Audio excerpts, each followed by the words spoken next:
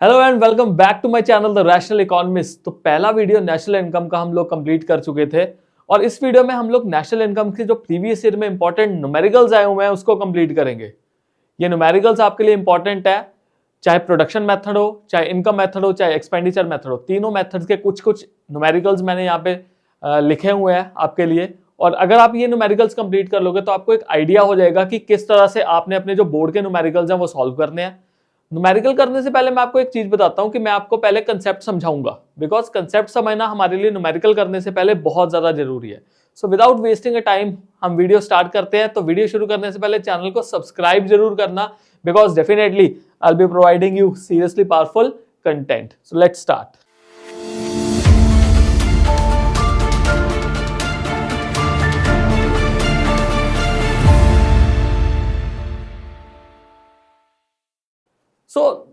हमारे पास पहले जो हमारे मेथड्स है ना, पहले हम वो करते हैं डिस्कस।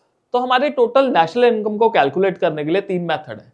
तो सबसे पहला है हमारे पास वैल्यू एडिड मेथड, इसको हम प्रोडक्ट मेथड भी कहते हैं। ऑलरेडी वैसे हम जो प्रीवियस वीडियो है उसमें वैल्यू एडिशन के बारे में डिटेल में पढ़ चुके थे, डबल काउंटिंग के बारे में हम लोग पढ़ चुके थे, पर एक बार फिर से हमें कुछ ना कुछ जो इंपॉर्टेंट पॉइंट्स है उनको जान लेना हमारे लिए जरूरी है। तो वैल्यू एडिड है क्या? It is the difference between value of output of an enterprise and the value of its intermediate consumption. तो ये हमारे पास फॉर्मूला है वैल्यू एडिड का, that is value of output minus intermediate consumption. छोटे छोटे points जो हमारे एमसी न्यूमेरिकल्स में काम के होते हैं वो क्या है?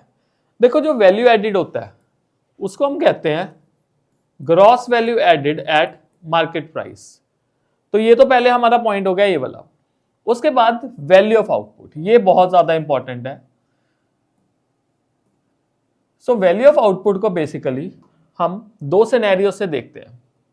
तो पहले में जब एंटायर यूनिट्स जब बेच दी जाती है, when the entire units are sold, then जो वैल्यू ऑफ आउटपुट है वो बराबर होता है सेल्स के। और सेकेंड सिनेरियो में क्या है, अगर हम सारी यूनिट्स नहीं बेचते देन जो वैल्यू ऑफ आउटपुट होता है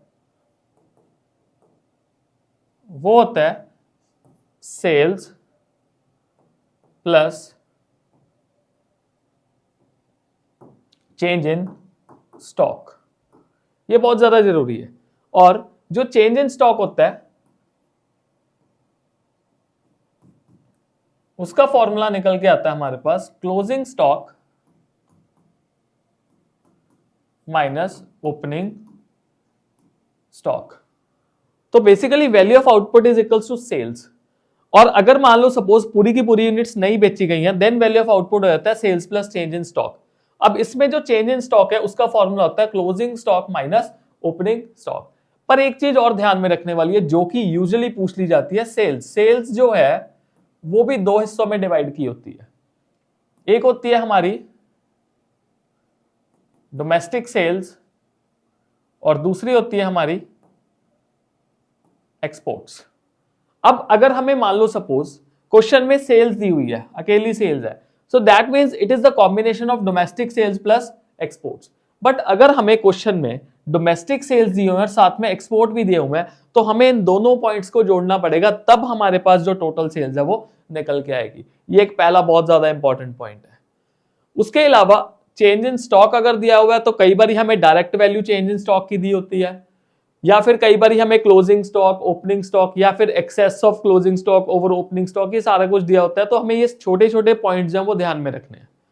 उसके बाद जो इंटरमीडिएट कंजम्पशन है, इंटरमीडिएट कंजम्पशन को एक और नाम से लिखा जा सकता है, that is single use producer good. ये नाम भी जो है वो यूज किया जा सकता है, सिंगल यूज प्रोड्यूसर गुड। तो ये छोटे छोटे से पॉइंट थे। अब वैल्यू एडिड पे वापस आते हैं। आपको मैंने बताया था कि जो जीवीएमपी है अगर हम उसका समेशन करें तो वो किसके बराबर होता है? वो होता है जीडीपी एट एमपी के बराबर। और इसको अगर मेरे को नेशनल इनकम में फाइंड आउट करना है तो I can easily do it by using the basic formulas. अगली स्लाइड्स में आपको समझाऊंगा किस तरह से हमने वो बेसिक फॉर्मूलाज को भी यूज करने हैं। आगे देखते हैं इनकम मेथड। अब इनकम मेथड में हमारे पास कौन कौन से कंपोनेंट्स है? बेसिकली इनकम मेथड है क्या? The factor income incomes that are earned by providing various factor services. तो बेसिकली हमारे पास कई तरह की फैक्टर सर्विसेज होती है, हम उसको प्रोवाइड करके जो इनकम है वो अर्न करते हैं, और ये सारी इनकम को कंबाइन किया जाता है नेशनल इनकम का वैल्यू फाइंड आउट करने के लिए। तो फर्स्ट कंपोनेंट देखते हैं, हमारे पास पहला कंपोनेंट है कंपनसेशन ऑफ एम्प्लॉइज। कंपनसेशन मतलब अगर मान लो सपोज मैं कहीं पे काम कर रहा हूं तो मैं फ्री ऑफ कॉस्ट काम नहीं करूंगा। अगर मैं अपनी सर्विसेज प्रोवाइड कर रहा हूं तो बदले में मैं कुछ ना कुछ रिटर्न में एक्सपेक्ट करूंगा ही करूंगा। तो सबसे पहला जो रिटर्न है मैं एक्सपेक्ट करूंगा that is wages and salaries. फिर आता है पेमेंट इन काइंड। अगर मान लो सपोज मैं किसी और शहर में जाके काम करता हूं और वहां पर मेरे को रेंट फ्री अकोमोडेशन मिल जाता है, या फिर मान लो वो मेरे को वाईफाई का फैसिलिटी दे रहे हैं, या फिर मेरे को फूड का फैसिलिटी दे रहे हैं, या फिर मान लो सपोज और कोई भी चीज प्रोवाइड कर रहे हैं जिसका मेरे को खुद से खर्चा नहीं करना पड़ रहा, तो वो मेरा पेमेंट इन काइंड बन जाएगा। इन हैंड पैसा नहीं मिल रहा मेरे को, but in the form of मतलब मॉनेटरी फॉर्म के एक अलग से फॉर्म में मेरे को पैसा जो है वो आ रहा है। Then social security contribution by employers, this is an important point. Employers जो हमें सोशल सिक्योरिटी का कंट्रीब्यूशन प्रोवाइड कर रहे हैं, चाहे वो हमें इंश्योरेंस दे रहे हैं या फिर कोई भी सोशल सिक्योरिटी प्रोविडेंट फंड का पैसा दे रहे हैं हमारे लिए, तो वो सारा का सारा जो है वो social security contribution by employers में आएगा। ध्यान रखने वाली बात यह है, कई बार सीबीएसई आपको कंफ्यूज करने के लिए क्या कह सकता है, यहाँ पे एम्प्लॉयर्स की जगह पे एम्प्लॉयज लिख सकता है, तो एम्प्लॉयज नहीं कंसिडर करना, हमने यहाँ पे एम्प्लॉयज कंसिडर करना है। अब सिंपल देखो, अगर मैं मान लो सपोज एक स्कूल में जॉब करता हूँ, मानना क्या मैं एक स्कूल में जॉब कर रहा हूँ, तो मेरे अगर एम्प्लॉयर मेरे को कोई भी सोशल सिक्योरिटी कंट्रीब्यूशन देते हैं या मेरे को इंश्योरेंस करा देते हैं, तो वो मेरी इनकम का पार्ट बनेगा, नेशनल इनकम में इंक्लूड होगा। पर अगर मैं खुद से अपना कोई हेल्थ इंश्योरेंस करा रहा हूँ या लाइफ इंश्योरेंस करा रहा हूँ अपने खुद के पैसे से, तो वो नेशनल इनकम का पार्ट नहीं बनेगा और कंपनसेशन ऑफ एम्प्लॉयज में नहीं आएगा। देन रिटायरमेंट पेंशन, आपको याद होगा मैंने पहली वीडियो में बताया था कि पेंशन जो होते हैं ना वो ट्रांसफर नॉन ट्रांसफर होते हैं, मतलब transfer sorry in case transfer में हम कंसिडर करते हैं, वो नेशनल इनकम का पार्ट नहीं बनते। बट एक ऐसा पेंशन जो है वो नेशनल इनकम का पार्ट बनता है, that is called as retirement pension.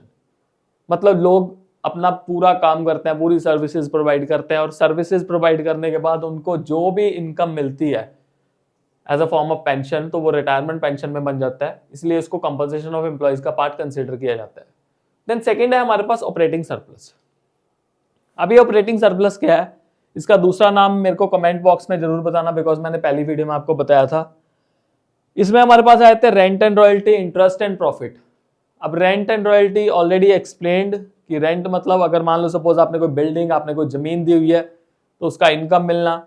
Royalty अगर आपने मान लो सपोज कोई सबसॉइल एसेट दी हुई है या फिर आप कोई इंटेलेक्चुअल राइट दे रहे हो किसी को, उसका रॉयल्टी मिलना। इंटरेस्ट पैसा किसी से ब्याज पे लिया हुआ है, पैसा दिया हुआ है। प्रॉफिट, ये तीन जो पार्ट्स हैं वो ऑपरेटिंग सरप्लस में। अब प्रॉफिट की बात आई है तो प्रॉफिट के भी फर्दर 3 कंपोनेंट्स होते हैं, वो भी हमें ध्यान में रखने हैं। तो प्रॉफिट में 3 कंपोनेंट कौन कौन से हैं? Number 1 is dividend, number 2 is corporation tax, and number 3 is retained earnings. Retained earnings का दूसरा नाम जो है वो है अनडिस्ट्रीब्यूटेड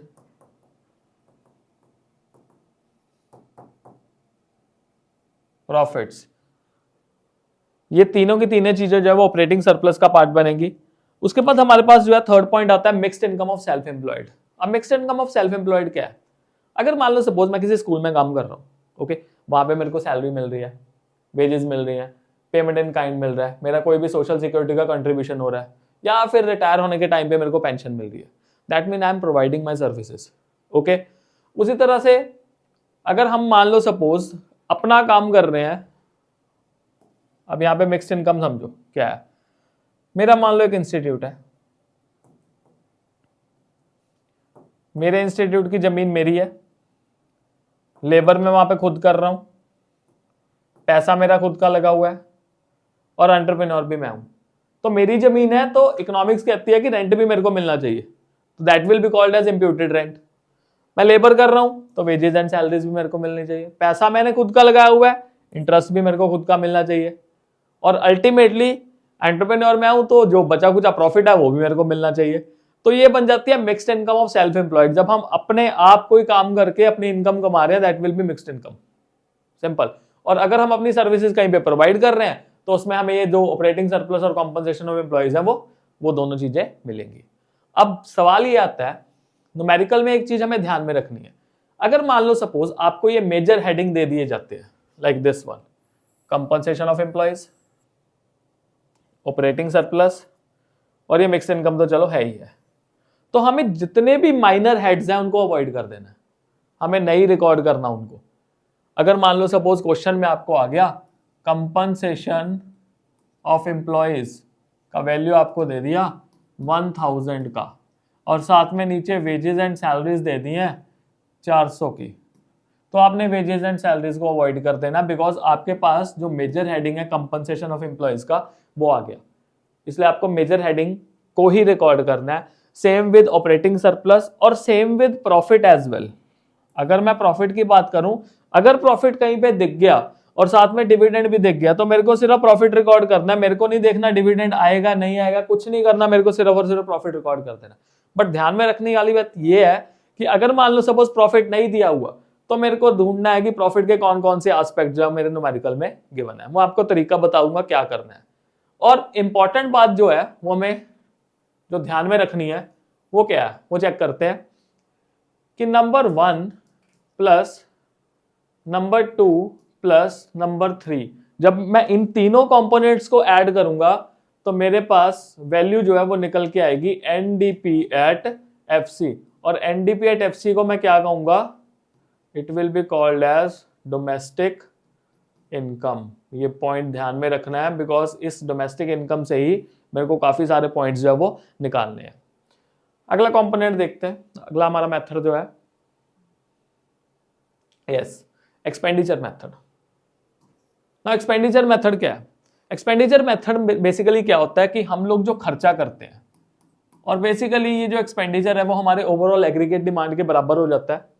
अब इसके जो कंपोनेंट्स है, पहला है प्राइवेट फाइनल कंजम्पशन एक्सपेंडिचर, इसमें जो भी कंज्यूमर है वो durable goods, semi durable goods, non durable goods और सर्विसेज, इनमें जब खर्चा करते हैं तो वो सारा प्राइवेट फाइनल कंजम्पशन एक्सपेंडिचर का पार्ट बन जाता है। मतलब आम तरीके से देखा जाए तो हम लोग जो हाउस होल्ड जो खर्चा करते हैं वो सारा प्राइवेट फाइनल कंजम्पशन एक्सपेंडिचर का पार्ट बन जाता है।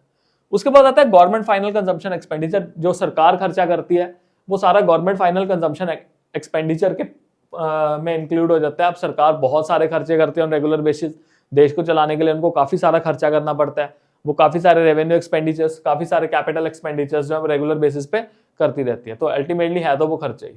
इन्वेस्टमेंट, अब ये पॉइंट इंपॉर्टेंट है, इसको बहुत ज्यादा जरूरी है समझना हमारे लिए। इन्वेस्टमेंट जो है ना उसमें हमारे पास दो चीजें आ जाती है, पहला है ग्रॉस डोमेस्टिक कैपिटल फॉर्मेशन और दूसरा जो है ना वो है नेट डोमेस्टिक कैपिटल फॉर्मेशन।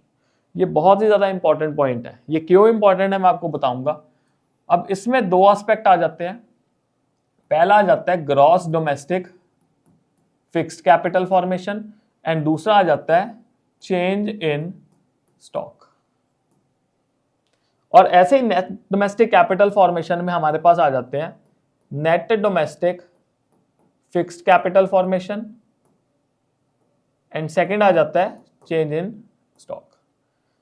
आपको पता है जो इन्वेस्टमेंट्स है वो दो तरह की होती है, एक होती है फिक्स्ड इन्वेस्टमेंट और दूसरी होती है इन्वेंट्री इन्वेस्टमेंट। ओके, और फिक्स्ड इन्वेस्टमेंट और इन्वेंट्री इन्वेस्टमेंट को मिला के ही हमारे पास क्या निकल के आती है, टोटल इन्वेस्टमेंट निकल के आती है। यहां पे पहले मैं लिख रहा हूं ग्रॉस डोमेस्टिक कैपिटल फॉर्मेशन और यहां पे लिख रहा हूं नेट डोमेस्टिक कैपिटल फॉर्मेशन, और यहां पे लिखा gross domestic fixed capital formation और यहां पे लिखा चेंज इन स्टॉक। अब चेंज इन स्टॉक हमारे पास इन्वेंट्री इन्वेस्टमेंट होगी और फिक्स्ड कैपिटल फॉर्मेशन हमारे पास फिक्स्ड इन्वेस्टमेंट होगी। इन दोनों के टोटल करने से हमारे पास ये वैल्यू निकल के आता है। और अगर मान लो आपको ग्रॉस डोमेस्टिक कैपिटल फॉर्मेशन या फिर gross domestic fixed capital formation दे दिया, दैट मींस इसमें जो डेप्रिसिएशन है वो इंक्लूडेड है। ये पॉइंट इंपॉर्टेंट है। और अगर आपको मान लो क्वेश्चन में net domestic fixed capital formation या नेट डोमेस्टिक कैपिटल फॉर्मेशन दे दिया, दैट मींस इसमें जो डेप्रिसिएशन है वो इंक्लूडेड नहीं है। अब जब मैं टोटलिंग करूंगा मैं बताऊंगा क्या डिफरेंस निकल के आता है इन दोनों की वजह से। फिर हमारे पास है नेट एक्सपोर्ट्स। अब जो नेट एक्सपोर्ट्स है उसका क्या फॉर्मूला है, इसका फॉर्मूला होता है एक्सपोर्ट माइनस इंपोर्ट।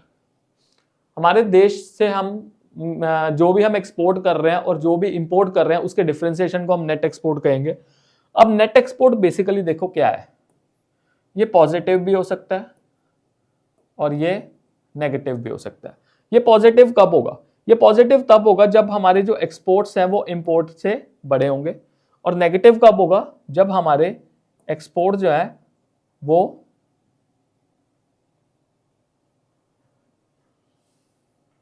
ये नेगेटिव कब होगा?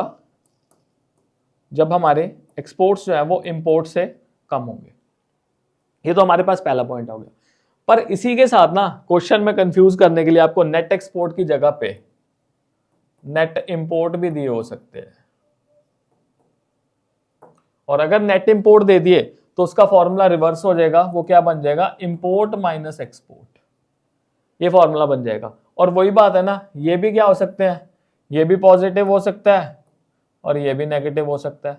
अगर पॉजिटिव है तो इसका मतलब ये है जो इंपोर्ट है वो ज्यादा होंगे एक्सपोर्ट से, और अगर नेगेटिव है तो इसका मतलब क्या होगा? हमारे जो इंपोर्ट है वो कम होंगे एक्सपोर्ट से। और इसमें एक चीज जो ध्यान रखनी है, जो नेट एक्सपोर्ट पॉजिटिव है वो नेट इंपोर्ट नेगेटिव के बराबर होता है, और जो नेट एक्सपोर्ट नेगेटिव है वो नेट इंपोर्ट पॉजिटिव के बराबर होता है।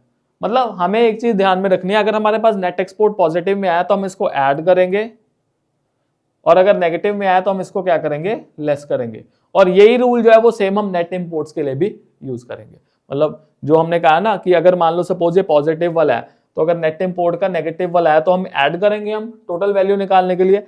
वेयरएज अगर नेगेटिव वाला है यहाँ पे नेट एक्सपोर्ट, और ऑन दी अदर साइड अगर न्यूमेरिकल में आपको नेट इंपोर्ट्स आगे पॉजिटिव वाले, तो उसको हम क्या करेंगे? लेस करेंगे। तो ये चीज ध्यान रखनी है बिकॉज ये इंपॉर्टेंट है। फिर उसके बाद अगर हम इन चारों कंपोनेंट्स को ऐड करें, 1 + 2 + 3 + 4, मतलब C + G + I + X - M, तो हमारे पास दो वैल्यूज निकल के आ सकते हैं। या तो निकल के आएगा GDP at MP, या फिर निकल के आएगा NDP at MP। Now the question is GDP MP कब आता है, NDP MP कब आता है, ये ध्यान में रखना है। इसकी सारी की सारी कहानी इन्वेस्टमेंट में है। अगर मान लो सपोज इन्वेस्टमेंट में हमारे पास ग्रॉस डोमेस्टिक कैपिटल फॉर्मेशन दिया हुआ है या gross domestic fixed capital formation दिया हुआ है, तब वैल्यू निकल के आएगी हमारे पास GDP at MP। और अगर हमारे पास नेट डोमेस्टिक कैपिटल फॉर्मेशन दिया है या net domestic fixed capital formation दिया है, देन वैल्यू निकल के आएगी हमारे पास NDP at MP। ये एक इंपॉर्टेंट पॉइंट जो था इसमें हमने डिस्कस करना था। आई होप आपको ये जो जितने भी हमने मेथड्स किए हैं वो क्लियर हो गए हो। इसके बाद एक जो इंपॉर्टेंट चीज जो हमने करनी है वो है बेसिक फॉर्मूले के डिफरेंट सेट। ये सेट बहुत ज्यादा इंपॉर्टेंट है बिकॉज इन्हीं सेट से मैं आपको बताऊंगा कि हमें जो अपने वैल्यूज है, मतलब जो हमारे फॉर्मूला है, हमें उसको कैसे फ्रेम करना है। हमें फॉर्मूला याद नहीं करना, एक भी फॉर्मूला याद नहीं करना, बिकॉज फॉर्मूला याद करना it will be a very complicated process. तो हमें क्या करना है? फॉर्मूले को बनाना सीखना है। तो बनाने के लिए हमारे पास ये 3 सेट जो है वो जरूरी है, समझने इसको। सबसे पहले gross is equal to net plus depreciation, then इसी से बना लोगे net is equal to gross minus depreciation, और अगर डेप्रिसिएशन का वैल्यू निकालना है that will be gross minus net. Second set देखते हैं एमपी। एमपी का मतलब होता है मार्केट प्राइस। आप बाजार में जो सामान बेच रहे हो उसका प्राइस, मतलब जिस रेट पे आप सामान बेच रहे हो। अगर आपको चिप्स का पैकेट 20 का मिल रहा है तो market price of the chips will be 20 rupee. That will B equivalent two factor cost plus NIT। FC stands for factor cost, NIT stands for net indirect taxes. Factor cost मतलब factory में सामान बनाने का खर्चा, उसको कहते हैं हम फैक्टर कॉस्ट। फिर FC निकालना है, FC will be MP minus NIT, वही फॉर्मूला हमने रिवर्स कर दिया। NIT is MP minus FC, तो वो फॉर्मूला हम बना लेंगे। और यहां पे एक इंपॉर्टेंट चीज है, NIT is equal to indirect tax minus subsidy. ये वाला पॉइंट जब हुआ नेट इनडायरेक्ट टैक्सेस के लिए इंपॉर्टेंट पॉइंट एक जो साथ में है। उसके बाद set 3, national income is equal to domestic income plus NFIA। NFIA stands for net factor income from abroad, whereas domestic income is equal to national income minus NFIA. NFIA again net factor income from abroad. NFIA is equal to national income minus domestic income, and NFIA is equal to FIFA minus FITA. FIFA stands for factor income from abroad and FITA stands for factor income to abroad. अब इसमें भी एक ना एक लोचा है, वो लोचा क्या है? वो लोचा ये है, चलो समझाता हूं डिटेल में। अब जो नेफिया है ना, ये सम है ना, ये पहला है net factor income from abroad, एक तो ये पॉइंट आ गया। और कई बार आपको न्यूमेरिकल्स में net factor income from abroad की जगह पे net factor income to abroad भी दिया जा सकता है। अब समझो इसको, दोनों में क्या फर्क आया? Net factor income from abroad और यहां पे क्या आ गया? Net factor income to abroad. अब इसका फॉर्मूला क्या है? इसका फॉर्मूला है factor income from abroad minus factor income to abroad. और इसका फॉर्मूला क्या बन जाएगा? Factor income to abroad minus factor income from abroad. ये बन गया formula. Okay, factor income from abroad का मतलब है हम बाहर गए, बाहर से कितना पैसा कमा के लेके आए। तो फ्रॉम अब्रॉड, फ्रॉम मतलब बाहर से पैसा कितना लेके आए, बाहर मतलब बाहर वाले देश से कितना पैसा लेके आए। और फैक्टर इनकम टू अब्रॉड का मतलब है कि मतलब बाहर वाले लोग हमारे देश से आके कितना पैसा कमा के लेके जा रहे हैं। सिंपल। अब ये क्या हो सकता है? ये पॉजिटिव भी हो सकता है और ये नेगेटिव भी हो सकता है। ये पॉजिटिव कब होगा? जब आप लोग बाहर से ज्यादा पैसा कमा के लेके आओगे और जो बाहर वाले हैं हमारे देश से कम पैसा कमा के लेके जाएंगे। मान लो सपोज फीफा हमारा है $150 का और फीटा हमारा है $100 का। दैट मीन हम बाहर से कितना पैसा कमा के लेके आए हैं? $50 हम एक्स्ट्रा कमा के लेके आए हैं। ऑन दी अदर साइड ये नेगेटिव कब होगा? जब जो फीफा है वो फीटा से कम होगा। That means factor income from abroad is less than factor income to abroad. बाहर से हम कमा के लेके आए $100 और बाहर वाले हमारे से कमा के ले गए $150। तो हम अब किस में आ गए? नेगेटिव $50 में आ गए। आई होप आपको ये पॉइंट क्लियर हो गया हो। Whereas factor income to abroad अगर न्यूमेरिकल में दिया होगा तो ये भी पॉजिटिव हो सकता है और ये भी नेगेटिव हो सकता है। अब पॉजिटिव कब होगा? ये जब जो फीटा है वो किससे ज्यादा है? वो फीफा से ज्यादा है। अब फॉर्मूला रिवर्स हो गया ना। और नेगेटिव कब होगा? जब जो फीटा है उसका वैल्यू कम है किससे? फीफा से। ओके, तो बाहर वाले कमा के लेके गए $150 और हमने कमाया सिर्फ $100। तो बाहर वाले हमसे कितना ज्यादा कमा के लेके गए? $50। और ऑन द अदर साइड अगर मान लो सपोज बाहर वाले हमारे से कमा के लेके गए $100 और हम उनसे कमा के लेके आए $150, तो हम एक्स्ट्रा कितना कमा के लेके आए? $50। ऑल दो साइन देखो चेंज हो रहा है, बट एक चीज देखो, आप ये चीज देखो, यहाँ पे फीफा किससे ज्यादा है? फीटा से ज्यादा है। और यहाँ पे जो है वो फीफा किससे ज्यादा है? फीटा से ज्यादा है। इसका मतलब है अगर net factor income from abroad का जो पॉजिटिव है वो net factor income to abroad के नेगेटिव के क्या होगा? इक्वल हो जाएगा। ऑन दी अदर साइड अगर net factor income from abroad का जो नेगेटिव है that means FIFA is less than FITA. यहां पे देखो FIFA is less than FITA, तो ये नेगेटिव जो है वो net factor income to abroad के पॉजिटिव के बराबर हो जाएगा। तो इस चीज का हमें बहुत ज्यादा ध्यान रखना है। फॉर्मूले में हम जब भी याद रखेंगे, जब भी हम ना, जैसे ये देखो हमने फॉर्मूला क्या लिखा था? हमने लिखा था national income is equals to domestic income plus NFIA। तो हम पता है इस NFIA को क्या मानते हैं? हम इस NFIA को net factor income from abroad मान के चलते हैं किसी भी न्यूमेरिकल को सॉल्व करने के लिए। और मैंने ये पॉइंट इसलिए आपको कराया है ताकि अगर आपको यहाँ पे net factor income to abroad आ गया ना, तो आपने अगर मान लो सपोज टू अब्रॉड आ गया नेगेटिव में, तो आपको मान के चलना कि मेरे को ना प्लस ही करना है। और अगर net factor income to abroad आ गया पॉजिटिव में, टू अब्रॉड पॉजिटिव टू, तो आपको किसके अकॉर्डिंगली चलना है? नेगेटिव के अकॉर्डिंगली चलना है। तो ये बहुत ज्यादा इंपॉर्टेंट एक पॉइंट था नेफिया को समझाने वाला। अब इसके बाद मैं आपको बेसिक फॉर्मूला का यूज बताता हूं कि हमने किस तरह से बेसिक फॉर्मूले से अपने जो फॉर्मूला है वो डिराइव करने हैं, ताकि आपको आगे जो हमने न्यूमेरिकल्स करने हैं उसमें इजी रहे। न्यूमेरिकल्स के लिए फॉर्मूले को याद करना जरूरी नहीं है, बस फॉर्मूले को समझना जरूरी है। तो लेट्स स्टार्ट करते हैं। चलो, हमारे पास जीडीपी एट एमपी है, फिर हमारे पास क्या है, GDP at FC, then NDP at MP and then NDP at FC, whereas GNP at MP,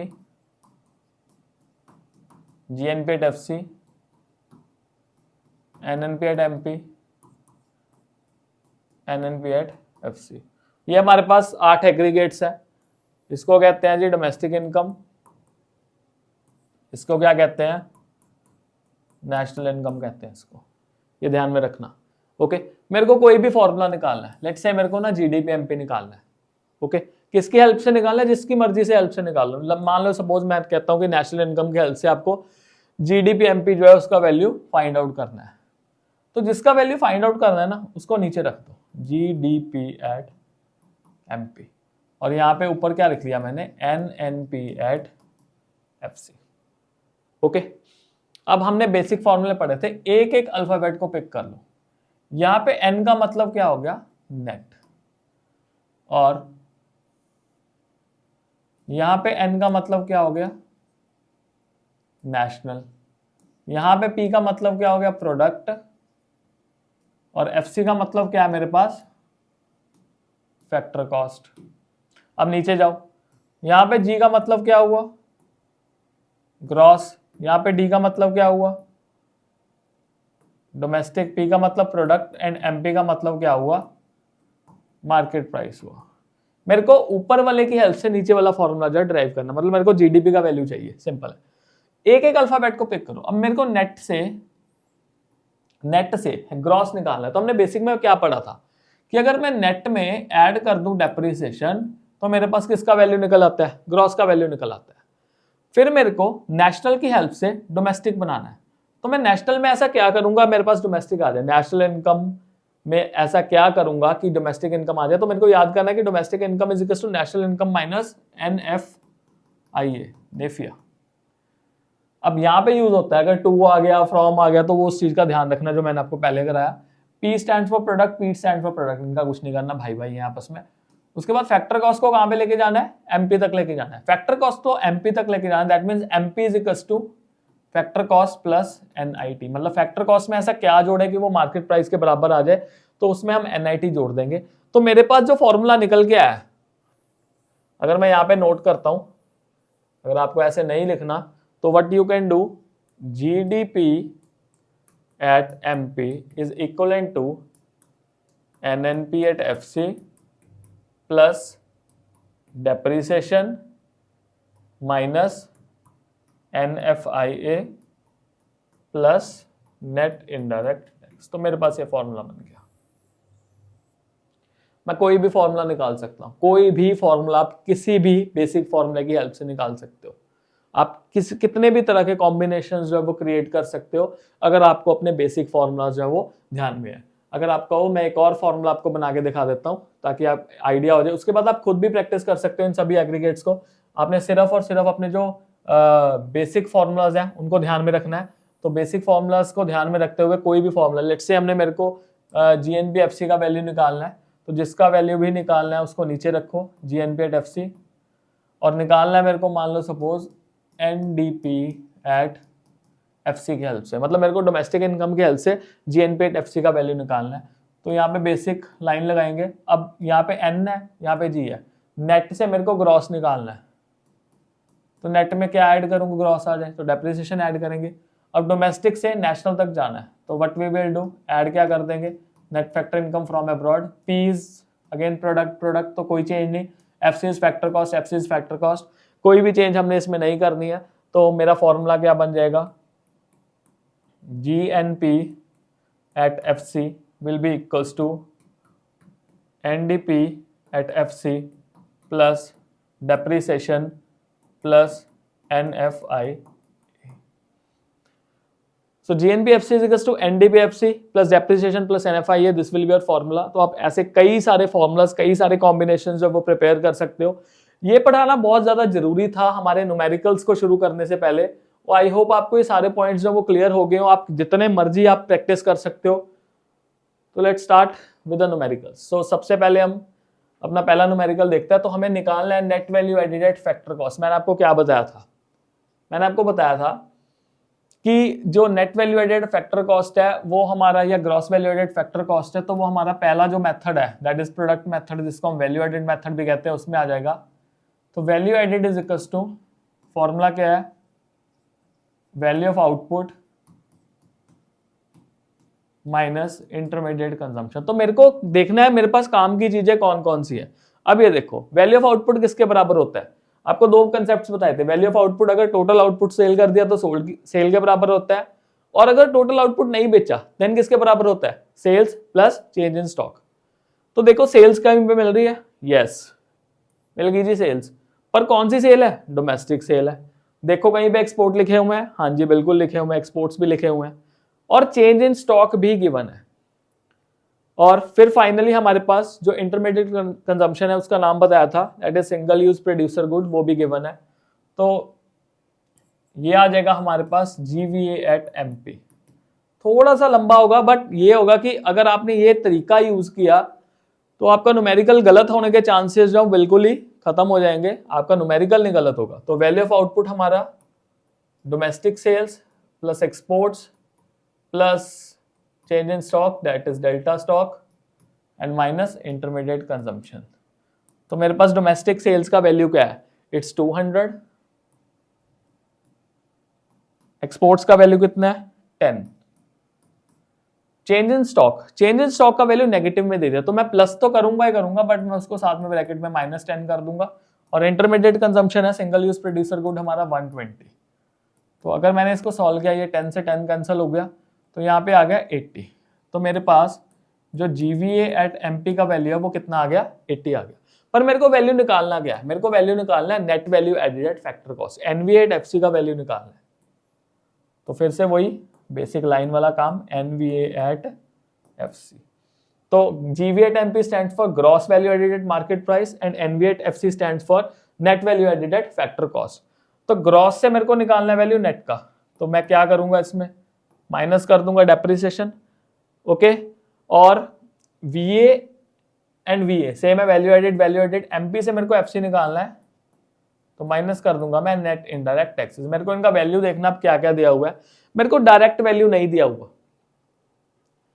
there is no direct value of depreciation given. But ये फर्स्ट पॉइंट देखो, fixed capital good, इसका value कितना है? 15, और इसका expected life span कितना है? 5 years. तो अगर आपको याद हो +1 में आपने डेप्रिसिएशन चैप्टर अकाउंटेंसी में पढ़ा होगा, तो डेप्रिसिएशन का वैल्यू हम क्या निकालते हैं? Cost of asset upon its expected life. तो ऐसे भी डेप्रिसिएशन का वैल्यू निकालने को कह सकते हैं। कॉस्ट है 15 और एक्सपेक्टेड लाइफ है 5 ईयर्स, तो डेप्रिसिएशन हमारा आ जाएगा 3। तो यहाँ पे 3 माइनस करूंगा। उसके बाद देखो नेट इनडायरेक्ट टैक्सेस कितने दिए हैं? 20। ये दोनों वैल्यूज क्या करनी है हमने? माइनस करनी है। तो माइनस करके मेरे पास वैल्यू आ जाएगा ₹57 लाख। तो ये हमारा आंसर आ गया बिल्कुल करेक्ट, ₹57 लाख। और जिस भी डिनोमिनेशन में उन्होंने कहा हुआ, रुपये में कहा हुआ, डॉलर में कहा हुआ, जिसमें मर्जी कहा हुआ, और जो वैल्यू दी हुई वो आपने जरूर अपने आंसर के साथ क्या करनी है? मेंशन करनी है, ताकि आपके मार्क्स जो है वो बिल्कुल भी ना कटे। इसमें सारे के सारे आपके स्टेप्स जो है वो कवर हो जाएंगे, क्योंकि कई बार न्यूमेरिकल्स में स्टेप मार्किंग मिलती है। तो अगर आप ये चीज कर रहे हो तो आपके स्टेप्स जो है वो प्रॉपर बनते रहेंगे। नेक्स्ट क्वेश्चन देखते हैं।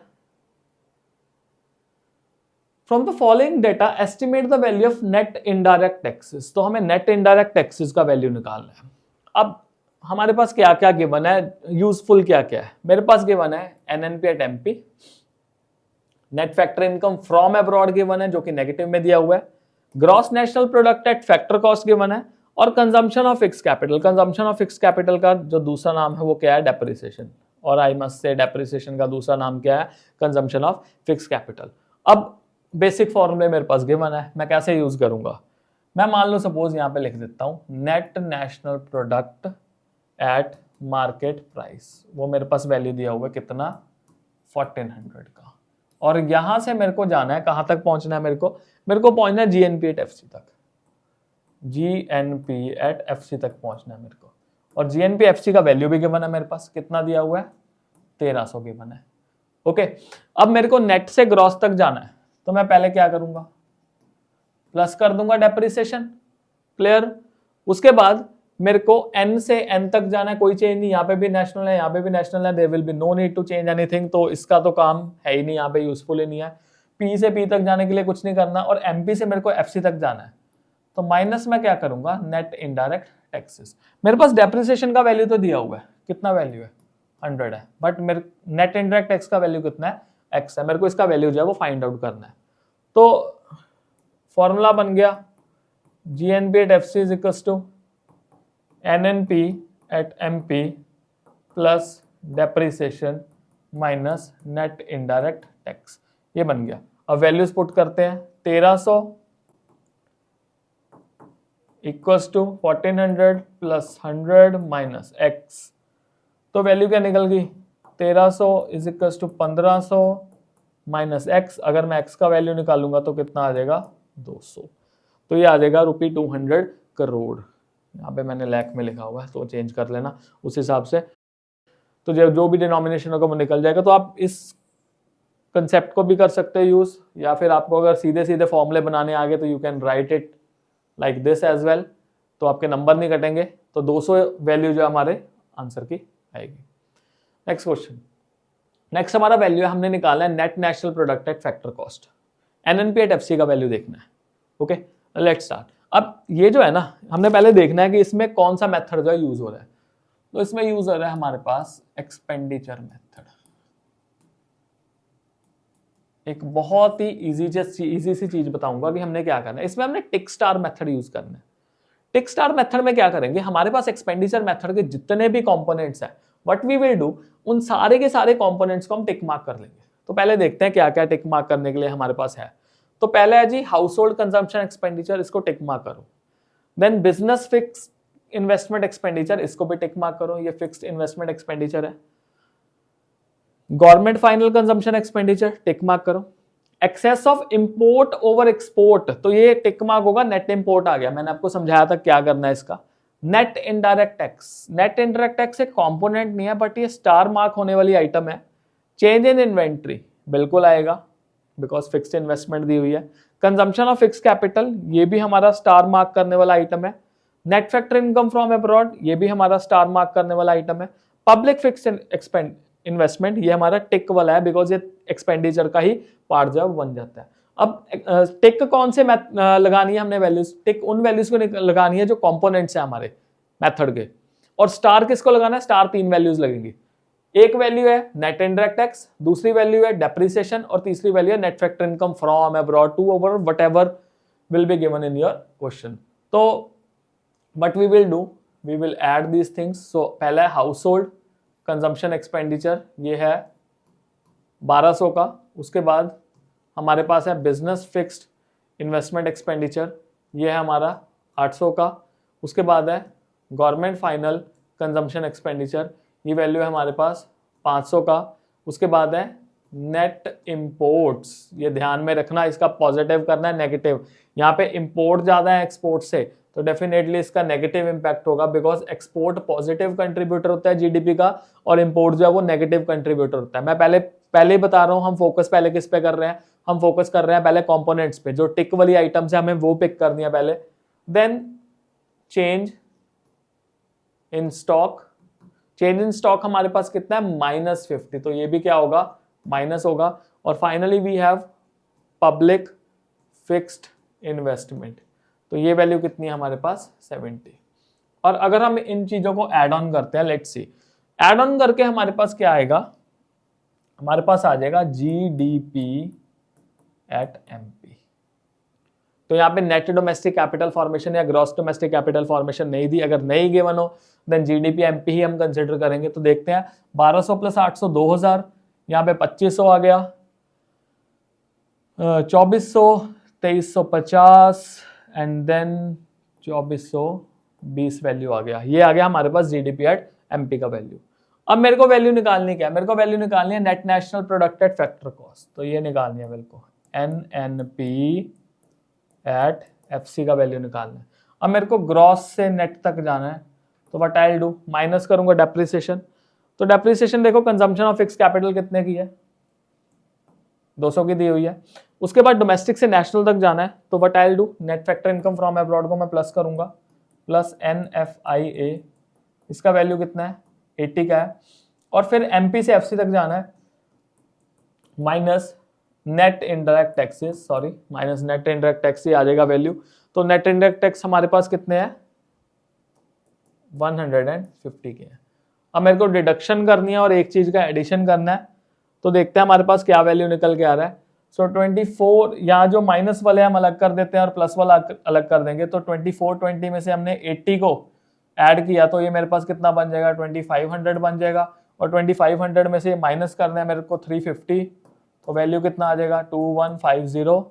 सो 2150, सो रुपी 2150 crore is the correct answer. 2150 crore is my answer.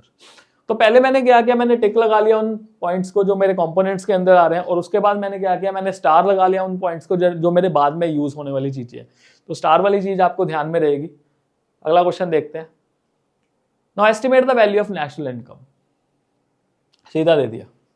पता होना चाहिए नेशनल इनकम कौन सा एग्रीगेट है, नहीं पता होगा तो गए, खत्म, टाटा, गुड बाय। तो NNPFC है नेशनल इनकम। अब देखो जी कौन सा है, कौन सा मेथड है, क्लियरली है दैट इट्स एक्सपेंडिचर मेथड। अब एक्सपेंडिचर मेथड में फिर से वही कहानी, टिक लगाते हैं। गवर्नमेंट फाइनल कंजम्पशन एक्सपेंडिचर को टिक लगा दिया, फिर प्राइवेट फाइनल कंजम्पशन एक्सपेंडिचर को टिक लगा दिया। ग्रॉस डोमेस्टिक फिक्स्ड कैपिटल, देखो ध्यान से, अब ये कौन सी कैपिटल दी है, फिक्स्ड कैपिटल दी है, और कौन सी दी है, gross domestic fixed capital formation दी है। नेट एक्सपोर्ट पॉजिटिव में, नेगेटिव में, नेगेटिव में आ गया, वही नेट इंपोर्ट वाला पॉजिटिव वाला एस्पेक्ट आ गया। इंक्रीज इन स्टॉक बिल्कुल आएगा, यूज करेंगे इसको भी, तो टिक वाली चीजें होगी। उसके बाद हमने देखनी है स्टार वाली, consumption of fix capital, already आपको बताया था ये डेप्रिसिएशन होता है। इनडायरेक्ट टैक्स और सब्सिडी, ये फॉर्मूले में बताया था कि ये नेट इनडायरेक्ट टैक्स बनाते हैं। और net factor income from abroad, ये भी क्या आएगा, स्टार आएगा। इसमें देखो फ्रॉम अब्रॉड है पर नेगेटिव में दिया हुआ है। ओके, तो पहले क्या करें, पहले जो कंपोनेंट्स दिए उनको ऐड ऑन करेंगे। तो लेट्स सी, सबसे पहले हमारे पास गवर्नमेंट फाइनल कंजम्पशन एक्सपेंडिचर, तो ये है 110। उसके बाद प्राइवेट फाइनल कंजम्पशन एक्सपेंडिचर, ये वैल्यू है हमारे पास 200। उसके बाद gross domestic fixed capital formation, इसका वैल्यू है 30। देन नेट एक्सपोर्ट्स, इसका वैल्यू है -40। And then increase in stock, increase in stock, इसका वैल्यू कितना है 20। तो ये इस बारी पॉजिटिव में है। तो हमारे पास जो 5 वैल्यूज है टिक वाली हमने देख ली। और हमें ध्यान में क्या रखना है कि हमारे पास जो इन्वेस्टमेंट है वो ग्रॉस में है, नेट में है। अब ये इन्वेस्टमेंट ग्रॉस में है, तो हमारे पास यहाँ पे क्या निकल के आएगा, GDP एट MP। और अगर स्टूडेंट्स यही इन्वेस्टमेंट यहाँ पे net domestic fix capital formation दी होती, तब यहाँ पे NDP एट MP आता। तो लेट्स सी इसका टोटल क्या बन रहा है। सो 110 + 200 it will B 310, 310 and 30 will be 340। 340 में से 40 आपके गए 300, और ये आ गया हमारे पास 320। बट मेरे को वैल्यू निकालना क्या है, मेरे को वैल्यू निकालना है net national product at factor cost निकालना है।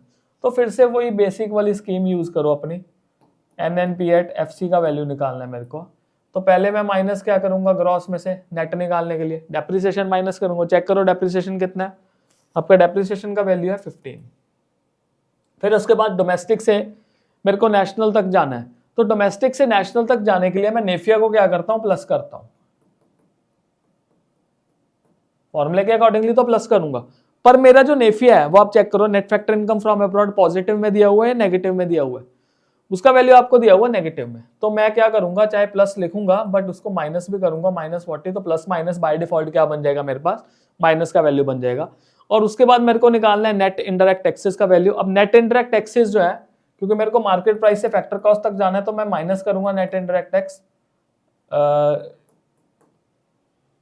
मेरे पास सीधा सीधा वैल्यू नहीं दिया हुआ नेट इनडायरेक्ट टैक्स का, तो वर्किंग में लिखूंगा NIT is equals to indirect tax minus subsidy. अब इनडायरेक्ट टैक्स का वैल्यू क्या है मेरे पास 60, और सब्सिडी का वैल्यू कितना है मेरे पास 15। तो वैल्यू कितना आ जाएगा 45 आ जाएगा। तो यहाँ पे 45, ये तीनों की तीनों चीजें क्या हो रही है, माइनस हो रही है। तो अगर आप माइनस करोगे वैल्यू, देखो -15, -40 एंड -45, इन तीनों को मिला के बन गया -100, और 320 में से 100 को माइनस किया तो वैल्यू आ जाएगा मेरे पास 220। तो ये आ जाएगा हमारे पास आंसर ₹220 करोड़, और डिनोमिनेशन उस हिसाब से आप लिख देना। अगला question, estimate the value of GNP at FC. GNP at FC का वैल्यू निकालना है। अब जीएनपी एट एफसी का वैल्यू अगर हम निकालना है, हमें पहले देखना पड़ेगा ये कौन सा मेथड जो हम यूज कर रहे हैं। तो वेजेस, सैलरीज, रेंट, इंटरेस्ट, तो ये आ गया जी हमारे पास इनकम मेथड का एक क्वेश्चन।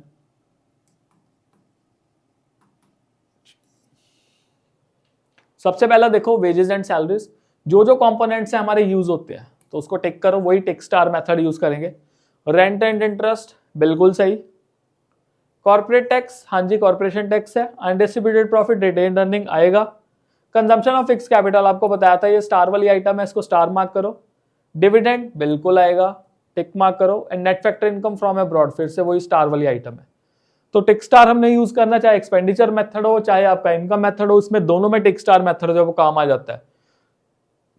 प्रॉफिट नहीं दिया हो इसलिए हमने कॉर्पोरेट टैक्स, अनडिस्ट्रीब्यूटेड प्रॉफिट और डिविडेंड तीनों को इंक्लूड कर दिया। तो स्टार्ट करते हैं। तो हमारे पास जो वेजेस एंड सैलरीज है उसका वैल्यू कितना है, 2000। Then we have rent and interest, इसका वैल्यू कितना है, 700। Then we have corporate tax, इसका वैल्यू कितना है, 500। वी हैव अनडिस्ट्रीब्यूटेड प्रॉफिट, इसका वैल्यू कितना है, 300। देन हमारे पास क्या है, डिविडेंड, डिविडेंड का वैल्यू कितना है, 150। तो हमने इसका टोटल किया, आपको मैंने कंपोनेंट्स में और स्टार्टिंग में बता दिया था, जब हम इनकम मेथड के कंपोनेंट्स करते हैं टोटल तो उसका वैल्यू क्या आता है, एनडीपी एफसी। एनडीपी एफसी का दूसरा नाम क्या है, कमेंट बॉक्स में जरूर बताना। तो 2000 प्लस 700 2700, 2700 प्लस 500 3200, 200 एंड 300 आपके पास आ गया 3500, 3600, 3650। ये आपके पास एनडीपी एट एफसी का वैल्यू आ गया। मेरे को निकालना क्या है, मेरे को निकालना है जीएनपी एट एफसी का वैल्यू। जीएनपी एट एफसी का वैल्यू निकालना है। Okay let's see. अब नेट है, नेट से ग्रॉस तक जाना है तो प्लस क्या कर दूंगा, सिंपल डेप्रिसिएशन प्लस कर दो। देखो डेप्रिसिएशन का वैल्यू कितना है, डेप्रिसिएशन का वैल्यू आपका 200 कर दिया प्लस। अब डोमेस्टिक से नेशनल तक जाना है तो प्लस क्या करूंगा, अगेन नेफिया। अब मेरे को देखना नेफिया पॉजिटिव में है नेगेटिव में है, नेफिया आपका जी नेगेटिव में, तो प्लस माइनस बाय डिफॉल्ट हमारा क्या बन जाएगा, वो माइनस बन जाएगा। अब 3650 में अगर मैं 50 माइनस करूं तो मेरे पास 3600 आ जाएगा। एंड देन अगर 200 प्लस कर दूं आंसर विल बी ₹3800 करोड़। तो ये देखो आपके न्यूमेरिकल बहुत जल्दी हो सकते हैं, कोई डरने वाली बात नहीं है। अगर आपको लगता है कि नेशनल इनकम एक बहुत ही खतरनाक चैप्टर है, it is not at all a difficult chapter. बस आपको कंसेप्ट को ध्यान से समझना है और अंडरस्टैंडिंग अगर आपकी होगी तो आपके लिए काम जो है बहुत ज्यादा आसान हो जाता है। नेक्स्ट देखते हैं, estimate the value of NDP at FC. तो आपको एनडीपी एट एफसी का वैल्यू जो है फाइंड आउट करना है। फिर से वही बात है, फिर से देखो कि कौन सा मेथड जो है वो यूज हो रहा है। लेट्स सी, तो इसमें अब एक्सपेंडिचर मेथड हमारे पास यूज हो रहा है। तो gross domestic fixed capital formation, tick लगाओ इसको। Export yes, government final consumption expenditure tick लगेगी। Consumption of fixed capital that is depreciation star लगाएंगे। प्राइवेट फाइनल कंजम्पशन एक्सपेंडिचर इसको टिक मार्क करेंगे।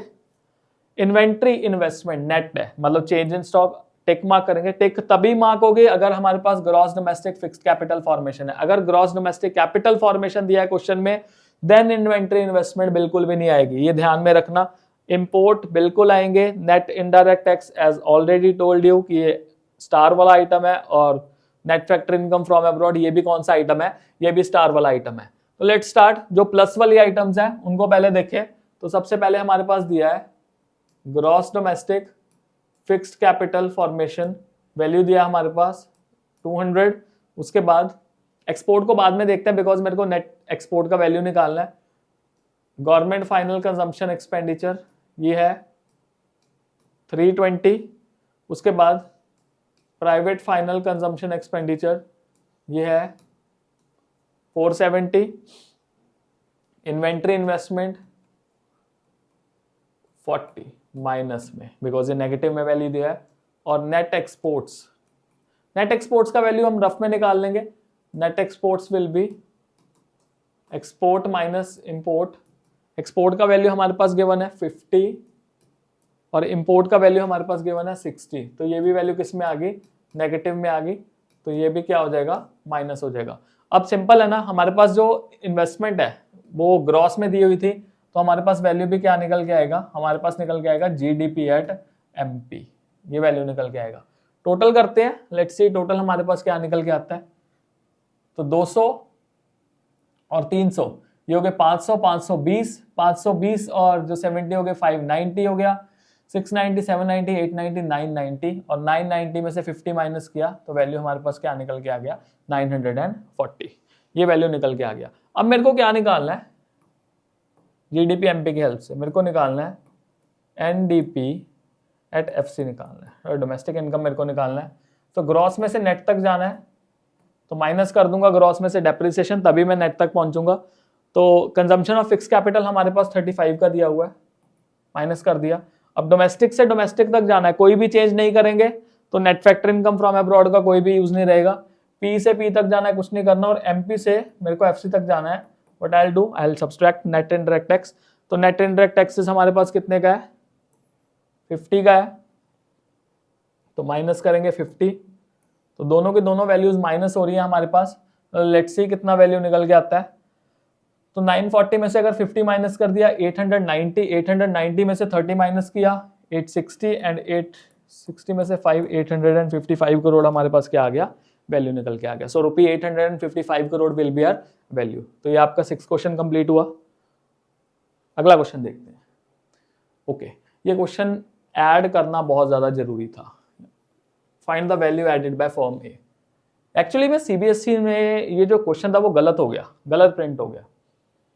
अब गलत प्रिंट हुआ तो वैल्यू एडेड हमारा किस में आ गया, आंसर इसका है नेगेटिव में।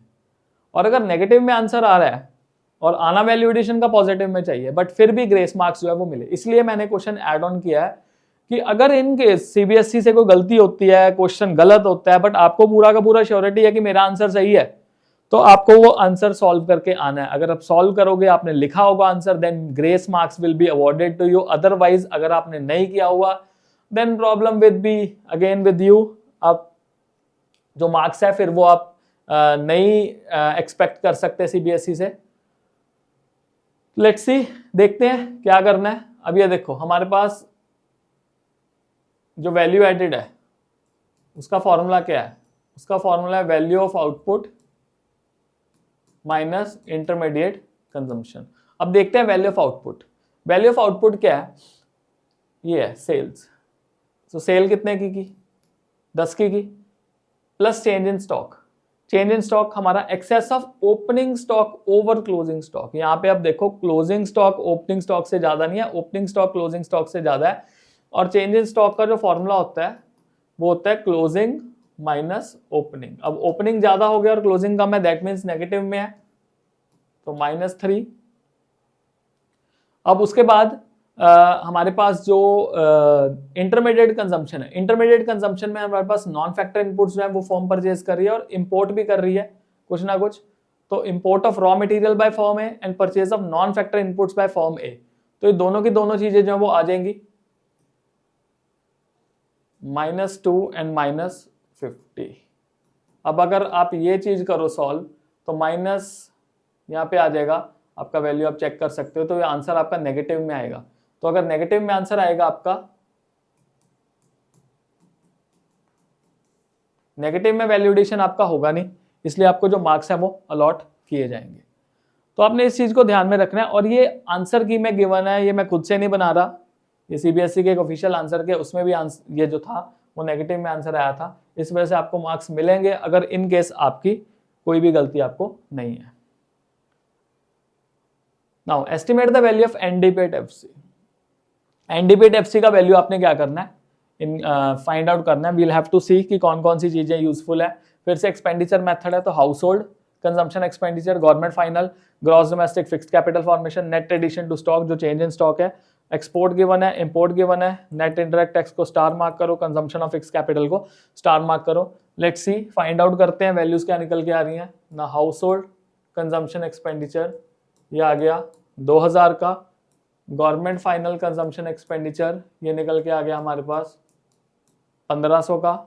Gross domestic fixed capital formation, gross domestic fixed capital formation 1000 का। उसके बाद net addition of stock, net addition of stock ये आ गया आपके पास 300 का। एंड देन हमें निकालना है नेट एक्सपोर्ट का वैल्यू, एक्सपोर्ट माइनस इंपोर्ट ऐसे कर देते हैं, 700 में से 200 माइनस किए तो 500 आ गया। अब इसका वैल्यू जब टोटल करेंगे तो हमारे पास आएगा जीडीपी एट एमपी। तो जीडीपी एमपी आ गया 2000 प्लस 1500 3500, 3500 प्लस 1000 आ गया आपके पास 4500, 48 एंड 50, 300 आ गया आपके पास वैल्यू। निकालना मेरे को क्या है, मेरे को एनडीपी एट एफसी का वैल्यू निकालना है। एनडीपी एट एफसी का वैल्यू निकालना है। सो ग्रॉस में से डेप्रिसिएशन माइनस करूंगा, नेट का वैल्यू आ जाएगा। चेक करो डेप्रिसिएशन आपका कितना है। कंजम्पशन ऑफ फिक्स कैपिटल 250 का है, और एमपी क्योंकि डीपी सेम आ गया, एमपी से एफसी निकालना है तो माइनस नेट इनडायरेक्ट टैक्स करूंगा। लेट्स सी एनआईडी का वैल्यू कितना दिया हुआ है, वो दिया आपको 350। सो अगर 250 और 350 में नेगेटिव नेगेटिव के ऐड कर दूं तो मेरे पास दोनों का वैल्यू क्या निकल के आएगा, ये आ जाएगा 600, और 5300 में से 600 माइनस किया तो 4700 crore will be my answer. तो ये हमारा आंसर बन जाएगा 4700 करोड़। तो बहुत ही जल्दी आपके न्यूमेरिकल्स आप सॉल्व कर सकते हो। नेक्स्ट देखते हैं। अब इसमें आपको डोमेस्टिक इनकम का वैल्यू फाइंड आउट करना है। अब डोमेस्टिक इनकम क्या होता है, ये होता है आपका NDP at FC. So NDP FC आपका क्या होता है, डोमेस्टिक इनकम का वैल्यू होता है। तो उसमें देखते हैं क्या क्या ऐड होगा। सबसे पहले हमारे पास rent and royalty add on होगा, wages and salaries add on होगा, कॉर्पोरेट टैक्स ऐड ऑन होगा, रिटेन्ड अर्निंग ऐड ऑन होगा, डिविडेंड यस ये भी ऐड ऑन होगा, mixed income of self employed ये भी ऐड ऑन होगा, net indirect tax, net factor income from abroad ये स्टार वाली आइटम्स है। चेंज इन स्टॉक इसमें नहीं आएगा बिकॉज इनकम मेथड में चेंज इन स्टॉक का यूज नहीं होता। चेंज इन स्टॉक का यूज कौन से मेथड में होता है, इसका यूज होता है एक्सपेंडिचर मेथड में। तो लेट्स सी टोटलिंग करते हैं। तो सबसे पहले है रेंट एंड रॉयल्टी। तो रेंट एंड रॉयल्टी का आपका वैल्यू कितना है, इट्स 1300। उसके बाद है आपका wages and salaries, wages and salaries है आपका 1700। उसके बाद है कॉर्पोरेट टैक्स ये आपका है 400। उसके बाद है रिटेन्ड अर्निंग, इसका वैल्यू कितना है 300 है। उसके बाद है डिविडेंड, डिविडेंड का वैल्यू कितना है 400 है। And then we have mixed income, जो मिक्स्ड इनकम है उसका वैल्यू कितना है 1400 है। अब इसको अगर टोटल करें तो टोटल करते ही मेरा वैल्यू आ जाएगा एनडीपी एट एफसी। मेरे को कुछ एक्स्ट्रा काम करने की जरूरत नहीं है because domestic income NDP at FC के बराबर होता है। और जब मैं इनकम मेथड के सारे कंपोनेंट्स को जोड़ता हूं तो भी मेरा किसके वैल्यू आता है बराबर, एनडीपी एट एफसी के वैल्यू बराबर आता है। सो 1300 plus 1700 3000, 3400 3400 and 300 3700, 3700 and 400 4100, 4100 and 1400 5500। This is the answer. अगला क्वेश्चन चेक करते हैं। Okay, sale of rice in the market. तो ये हमारा हमें निकालना है net value added factor cost. तो sale of rice in the market 580 first value. Purchase of tractor and thresher ये आपका जो है ना ये नहीं आएगा, इसमें नहीं आना ये वाला value. Now procurement of rice by the government ये भी एक सेल है। सेल्फ कंजम्पशन डेफिनेटली ये भी वैल्यू ऑफ आउटपुट में ऐड होगा, अलग सा क्वेश्चन है एक, ये भी आपका वैल्यू ऑफ आउटपुट में ऐड होगा ही। Expenditure on running and maintenance of tractor and thresher yes ये इसमें आएगा। And then fertiliser subsidy received from the government yes ये भी आएगा। अब इसमें ना डायरेक्टली जो हम जो एरो वाला सिनेरियो वो यूज नहीं कर सकते। ओके, इसमें हमें जो जो चीजें डायरेक्टली ऐड और लेस करनी पड़ेंगी। तो एडिशन वाली चीजें कौन कौन सी है, सबसे पहले देखो आपको निकालना है एनवीए एट एफसी का वैल्यू। तो एडिशन वाली चीज चेक करो, हमारे पास जो सेल है 580 crore, 580 lakh. Procurement by the government 20, ये भी प्लस होगी। और उसके बाद सेल्फ कंजम्पशन हम जो कर रहे हैं राइस की, कितने की है वो है 15 की, ये भी क्या हो जाएगी आपकी प्लस हो जाएगी। ओके, अब उसके बाद देखो expenditure on running and maintenance of tractor and thresher, अगर हम खर्चा कर रहे हैं कुछ तो वो क्या हो जाएगा, माइनस हो जाएगा उसमें से। और जो सब्सिडीज है, देखो मेरे को फैक्टर कॉस्ट निकालना है। सब्सिडीज बेसिकली क्या करेंगी, आपकी कॉस्ट को कम कर देंगी। जैसे टैक्सेस जो है वो कॉस्ट को बहुत ज्यादा बढ़ा देते हैं, सब्सिडीज हमारी कॉस्ट को क्या कर देती है, कम कर देती है। तो इस वजह से जो सब्सिडीज है उसका वैल्यू क्या हो जाएगा, प्लस हो जाएगा। तो अगर हम देखें एडिशन वाली आइटम्स कौन कौन सी है, 580 प्लस 20 प्लस 15 500, ये बन जाएगा आपका 615, 615 प्लस 3 विल बी 618, और 618 में से अगर मैं 20 माइनस करूं तो मेरे पास वैल्यू क्या निकल के आता है, 598 लाख रुपीज। अब सब्सिडीज मैंने क्यों प्लस की, ये हमें ध्यान में रखना है कि सब्सिडीज को प्लस करने का कारण क्या था। बिकॉज देखो अगर मैं एमपी भी निकालता तो एमपी को एफसी तक लेके जाना था, तो एफसी तक लेके जाने के लिए what I have to do, मेरे को करना था माइनस नेट इनडायरेक्ट टैक्सेस। अब नेट इनडायरेक्ट टैक्सेस के लिए मेरे को इनडायरेक्ट टैक्सेस भी चाहिए, मेरे पास इनडायरेक्ट टैक्सेस नहीं गिवन। तो एनआईटी का मैं फॉर्मूला क्या लिखता था, that NIT is equals to indirect taxes minus subsidy, यही फॉर्मूला था। अब एनआईटी का इनडायरेक्ट टैक्स 0 थे क्योंकि गिवन नहीं तो 0 हुए, और सब्सिडीज 3 की थी तो वे वैल्यू क्या हो गया, -3 आ गया। अब एनआईटी भी माइनस करना है हमें, और अल्टीमेटली माइनस का ही वैल्यू आ रहा है, तो माइनस और माइनस आपस में मिला के क्या हो गए, प्लस हो गए, इसलिए सब्सिडीज को क्या कर दिया हमने, एड ऑन कर दिया। तो ये हमारा आंसर आ गया ₹598 लाख। अगला क्वेश्चन, यस एक मिसिंग वाला क्वेश्चन भी था, बहुत ज्यादा जरूरी करना ही था वो। तो हमें जीडीपी एट एफसी का वैल्यू दिया हुआ है और हमने वैल्यू, ये 6 नंबर का क्वेश्चन है, 3-3 नंबर के एस्पेक्ट हो गए। तो हमें निकालना है, एक तो वैल्यू निकालना है गवर्नमेंट फाइनल कंजम्पशन एक्सपेंडिचर का, और दूसरा वैल्यू निकालना है हमें ऑपरेटिंग सरप्लस का। दैट मींस इनकम मेथड और एक्सपेंडिचर मेथड दोनों मिल मिला के क्वेश्चन जो बन गया। बेसिकली ये क्वेश्चन जो था वो 5 नंबर का था, जब 2 बारी बोर्ड्स हुए थे, एमसीक्यूज वाले और दूसरे सब्जेक्टिव वाले, तो उस टाइम ये क्वेश्चन आया था, 5 नंबर का क्वेश्चन उस टाइम आया था। इसको 6 नंबर का कर दिया, 3+3 कर दिया। तो हमने 3+3 के हिसाब से करना है इसको कंप्लीट। ओके, तो लेट स्टार्ट। तो पहले सबसे पहले देखते हैं, सबसे पहले ऐसे करते हैं कि हम एक्सपेंडिचर वाले एस्पेक्ट को कवर करते हैं। तो पहले क्या करो, टिक लगाओ एक्सपेंडिचर वाले एस्पेक्ट्स को। तो एक्सपेंडिचर में हमारे पास कंपनसेशन ऑफ एम्प्लॉइज नहीं आता, yes. Private final consumption expenditure आता है। सोशल सिक्योरिटी कंट्रीब्यूशन नहीं आता एक्सपेंडिचर में, बिकॉज ये इनकम का पार्ट होता है। नेट इनडायरेक्ट टैक्सेस, इसको तो स्टार लगा दो क्योंकि स्टार वाले तो कॉमन हो गए। नेट एक्सपोर्ट बिल्कुल आता है, गवर्नमेंट फाइनल कंजम्पशन एक्सपेंडिचर बिल्कुल आता है, ऑपरेटिंग सरप्लस अभी नहीं आएगा, gross domestic fixed capital formation ये भी आएगा, मिक्स इनकम अभी नहीं आएगा बिकॉज ये इनकम मेथड का एस्पेक्ट है, और फिर हमारे पास चेंज इन स्टॉक ये भी आता है एक्सपेंडिचर में। Consumption of fixed capital will be common, definitely ये क्या होगा, कॉमन हो जाएगा। ओके, तो मेरे को निकालना है value government final consumption expenditure का। सबसे आसान काम बताता हूँ। वैसे हम क्या चलते हैं, हम ऊपर से नीचे की तरफ मूव करते हैं कोई भी न्यूमेरिकल सॉल्व करने के लिए। इसके लिए हमें नीचे से ऊपर की तरफ मूव करना होगा। पहले हमारे पास जो काम की चीज दिया हुआ है, जीडीपी एट एफसी दिया हुआ है। आपको मैंने एक चीज समझा दिया कि अगर आप एक्सपेंडिचर मेथड के कंपोनेंट्स को ऐड ऑन करते हो, तो कंपोनेंट्स को ऐड ऑन करने के बाद आपके पास या तो जीडीपी एट एमपी आता है या जीडीपी एनडीपी एट एमपी आता है। तो पहले मैं क्या करता हूँ, मैं काम करता हूँ, मैं इस जीडीपी एट एफसी की वैल्यू से, जो कि मेरे पास 370 दिया हुआ है, मैं इसकी हेल्प से जीडीपी एट एमपी का वैल्यू निकाल लेता हूं। तो जीडीपी सेम हो गया, इसमें तो कोई चेंज नहीं करना है। एफसी से मेरे को अगर एमपी तक जाना है तो मेरे को क्या करना पड़ेगा, मेरे को इसमें नेट इनडायरेक्ट टैक्सेस ऐड करने पड़ेंगे। और नेट इनडायरेक्ट टैक्सेस है कितने के, मेरे पास 20 के हैं।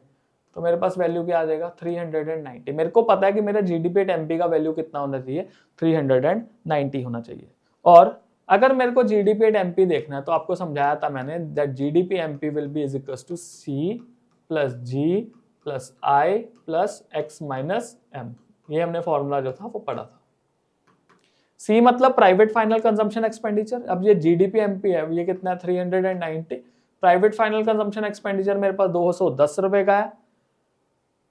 उसके बाद गवर्नमेंट फाइनल कंजम्पशन एक्सपेंडिचर का वैल्यू मेरे को निकालना है। इन्वेस्टमेंट का वैल्यू मेरे पास क्या क्या गिवन है, gross domestic fix capital formation 70 है और चेंज इन स्टॉक कितना है मेरे पास 60 है, तो ये क्या हो जाएगा प्लस हो जाएगा। और उसके बाद नेट एक्सपोर्ट का वैल्यू मेरे को माइनस में दिया हुआ, तो ये वैल्यू क्या हो जाएगा माइनस हो जाएगा। सो 390 विल बी इक्वल टू, अब पहले प्लस वाले देख लेते हैं। सो 210 plus 70 will be 280, 280 plus 60 will be 200 and 280, 340, 340 and ये 320 आ गया, 320 प्लस x आ गया। अब मेरे को अगर x का वैल्यू निकालना है तो डेफिनेटली मैं माइनस कर दूंगा, तो मेरे पास क्या वैल्यू आ जाएगा 70 आ जाएगा। तो 70 will be the value of government final consumption expenditure. तो आपका ये एक एस्पेक्ट जो है वो कवर हो गया कि मेरे को अगर निकालना है तो मेरे को पहले जो ऊपर चीज दी हुई है ना उसकी हेल्प से ये निकालना है कि जो कंपोनेंट का टोटल है मेरे पास क्या निकल के आता है। और अगर आपको कंपोनेंट का टोटल पता लग गया तो कोई भी चीज होगी आप आराम से जो है निकाल लो। ये हर मिसिंग वाले क्वेश्चन में जो यूज की कर सकते हो। आगे देखते हैं, आगे निकालना है हमने ऑपरेटिंग सरप्लस का वैल्यू, इसको इरेज कर देते हैं।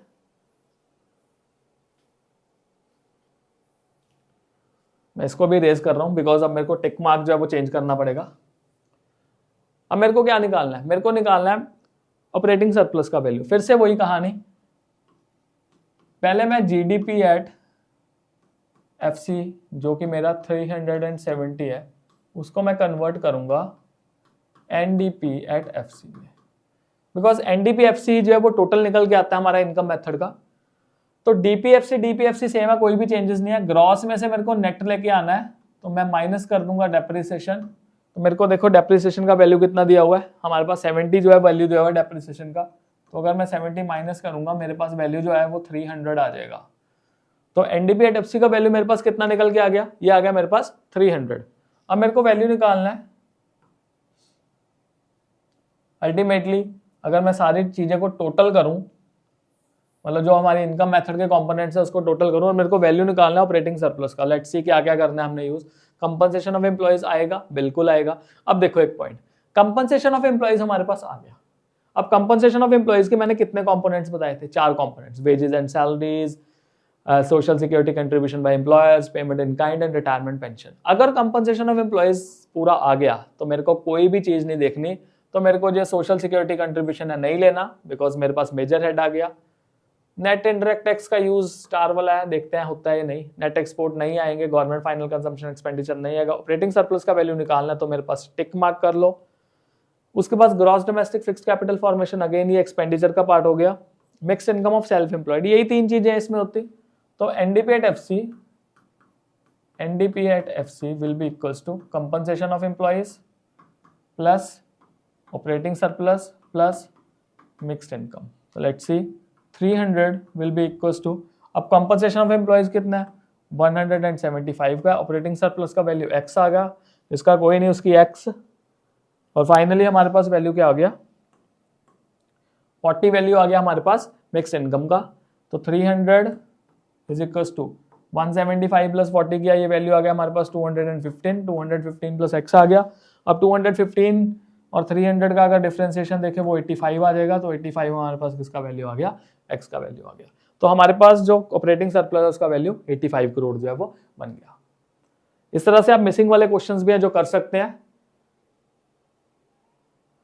Okay, last question for today. मतलब ओवरऑल देखा जाए तो देखो आप जितने मर्जी प्रैक्टिस, अगर आपको टेक्निक पता है ना, कोई भी न्यूमेरिकल आ जाए आप आराम से सॉल्व कर दोगे, कोई भी न्यूमेरिकल। तो हमारा लास्ट न्यूमेरिकल है, we'll have to see कि क्या क्या वैल्यू हमारे पास दी हुई है।